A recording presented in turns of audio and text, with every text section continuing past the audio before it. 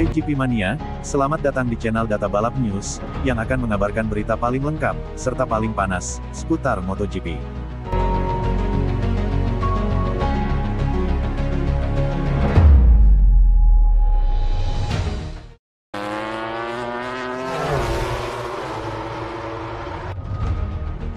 Kecelakaan berbahaya antara Vinales dan Bezzecchi sedang diselidiki.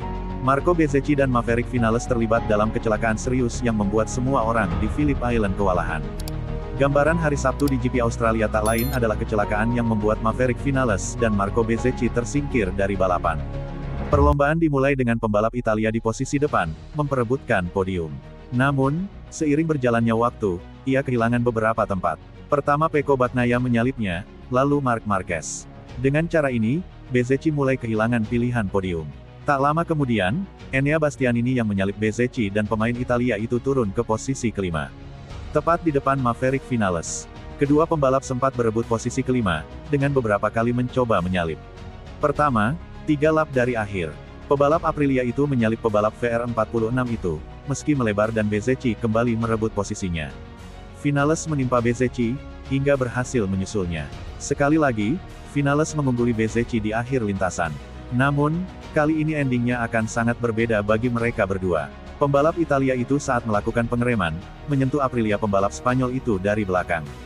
Mereka berdua jatuh ke tanah pada tikungan pertama, dengan kecepatan tinggi.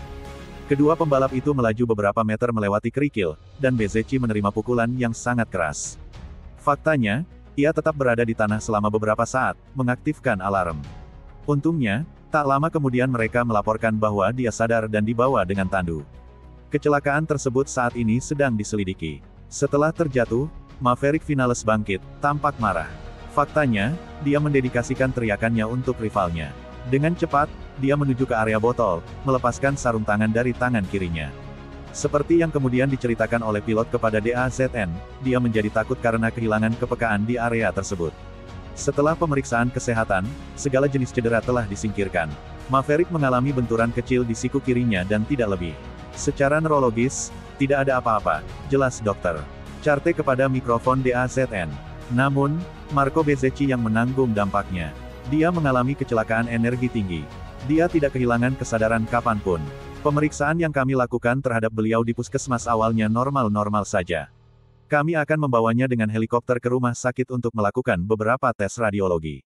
Tapi, pertama-tama, dia sadar, berorientasi, dia tahu betul bagaimana dia jatuh. Pemeriksaan yang saya lakukan padanya benar-benar normal, tapi cedera ini harus dipelajari. Saya kira tidak ada masalah, tapi tes pelengkap harus dilakukan karena kerasnya jatuhnya.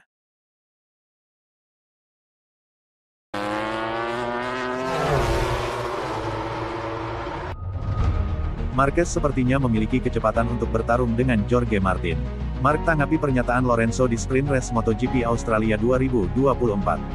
Marc berada di posisi kedua dalam sprint race ini, menjadi salah satu pembalap yang difavoritkan untuk memenangkan balapan hari Sabtu. Pria asal Gresini ini punya kecepatan, dan rela berjuang untuk kembali meraih kemenangan di salah satu sirkuitnya, seperti Phillip Island. Ketika lampu lalu lintas di Australia padam, Marc Marquez kehilangan posisi dan turun ke posisi ke-8, tepat di depan saudaranya Alex Marquez dan di belakang Franco Morbidelli, sehingga memulai kembalinya pembalap Cervera. Turun dari motor, dia mendatangi DAZN. Marquez memulai posisi kedua, turun ke posisi ke-8, tetapi akhirnya kembali ke posisi kedua untuk merebut medali perak di sprint. Marc telah menganalisis awal ini, yang membuatnya sulit untuk berada di depan sejak awal dan bertarung melawan Martin untuk meraih kemenangan.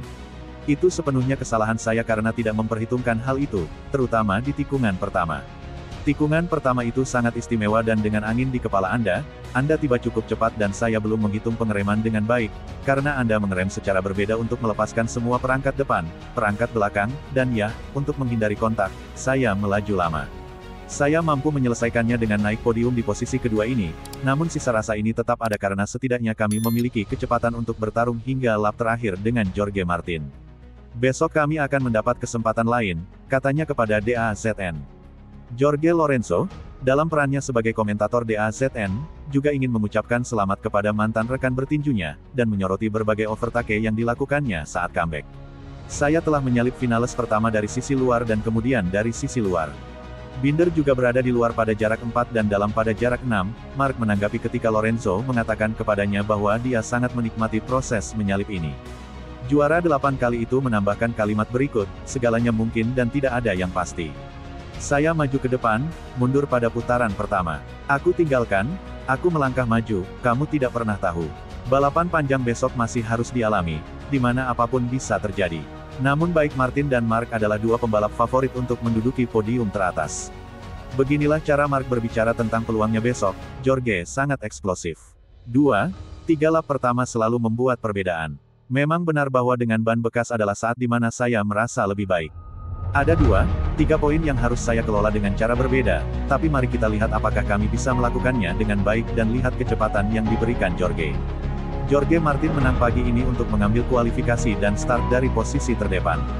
Dia adalah pembalap tercepat. Ketika Anda melakukan latihan kualifikasi dengan waktu itu, Anda memiliki lebih banyak waktu. Jadi kami akan berusaha sedekat mungkin dengannya dan melihat. Di sini, di Australia, anginnya sedikit berubah, suhunya sedikit berubah, dan ini adalah motor yang berbeda, perasaan yang berbeda. Hari ini ada perasaan bagus, besok kami akan berusaha mempertahankannya, kata Mark soal rival utamanya. Izaskun juga bertanya kepadanya tentang manajemen yang harus dia lakukan pada balapan besok karena durasinya lebih lama. Ketika Anda memiliki banyak daya ledak di awal, yang ada hanyalah daya ledak, penggunaan ban.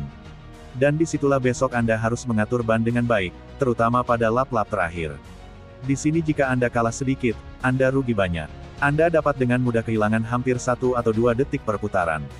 Dan itu akan menjadi salah satu hal yang belum diketahui dan salah satu faktor yang harus kami pelajari sore ini, karena baik Michelin maupun tim belum dapat mengumpulkan informasi dan kami tidak jelas mengenai apapun, tutup Marc Marquez.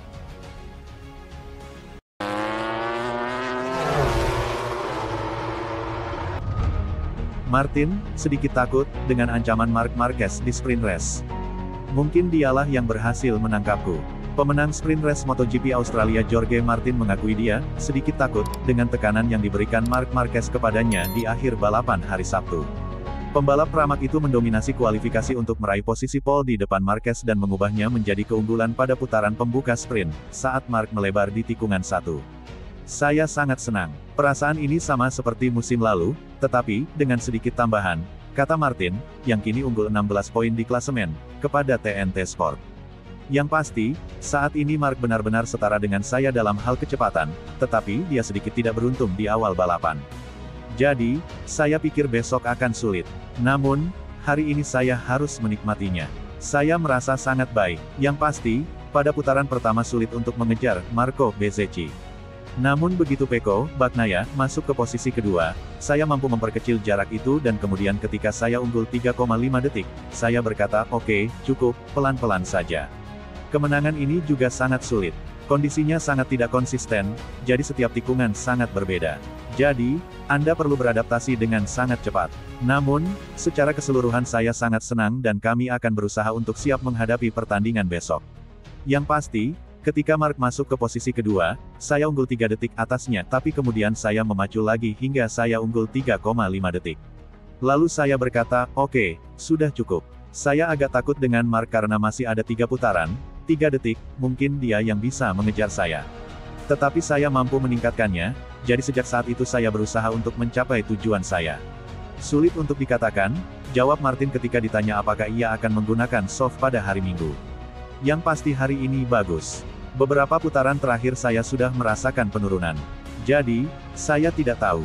Kami tidak punya waktu untuk mencoba medium, jadi mungkin pemanasan besok akan menjadi penting. Ini pertanyaan yang sulit, tanda tanya besar. Namun, Ducati memiliki teknisi hebat yang dapat membantu kami membuat pilihan.